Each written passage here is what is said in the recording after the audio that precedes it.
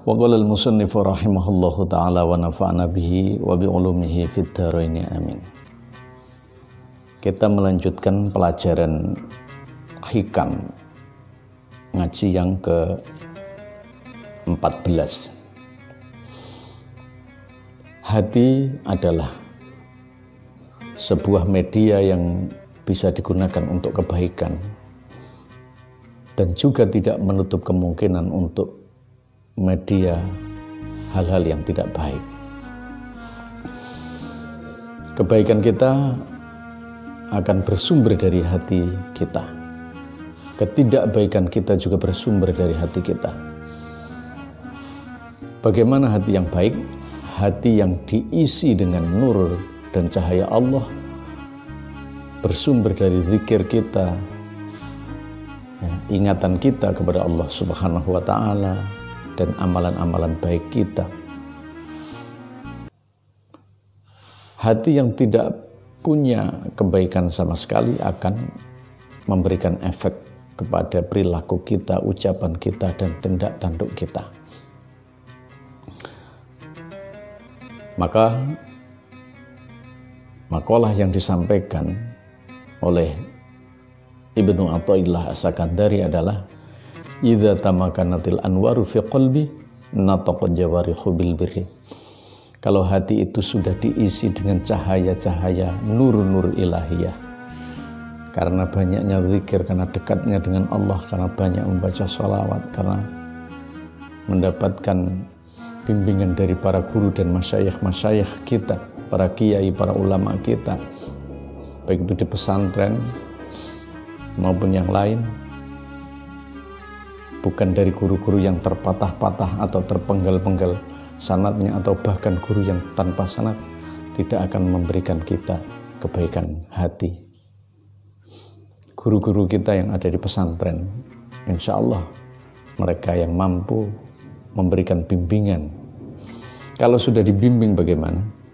Kalau hati kita sudah diingatkan kepada Allah, hati kita diajak berzikir kepada Allah, idza tamakanatil anwar, hati sudah akan dikebak-kebaki, akan diisi dengan nur cahaya, nataqat jawarih bil birri, maka kebaikan anggota badan itu akan berbicara sendiri. Mulut akan dikunci untuk melakukan hinaan cercaan. Tangan akan dikunci untuk mencuri dan melakukan kezaliman. Kaki akan dikunci supaya dia tidak melangkah ke hal yang maksiat. Semuanya akan baik karena bersumber dari hati yang dapat cahaya ilahiyah dan bimbingan ruhaniyah dari para masyayikh. Karena guru adalah sosok yang penting dalam kehidupan kita. Itu kalau hatinya baik, banyak berzikir kepada Allah, banyak mengamalkan kebaikan-kebaikan, ucapannya meneduhkan tanpa ada provokasi dan fitnah, sehingga memberikan keteduhan kepada umat. Bagi para guru dan masyayikh tersebut, dan kita akan menjadi tenang kalau hati kita sudah terisi oleh nur cahaya dan zikir kepada Allah. Bagaimana dengan orang yang hatinya sudah mati? Syekh Athaillah memberikan penjelasan lagi.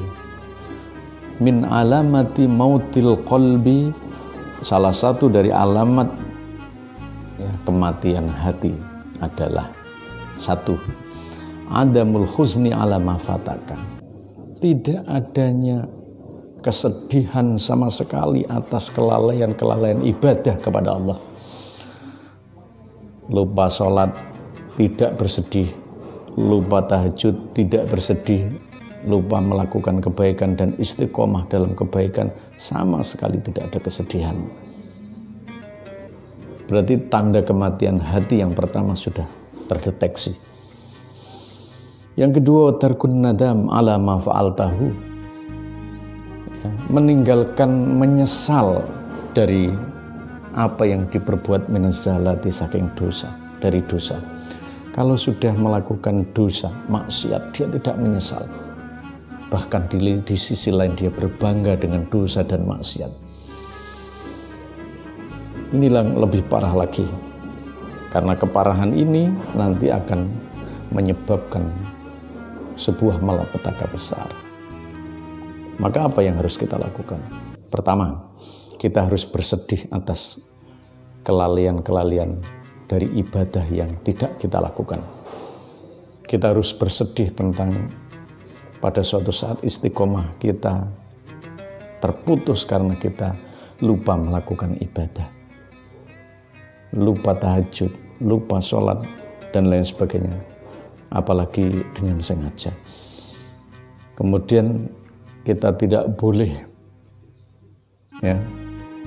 tidak menyesal dengan kemaksiatan dan dosa.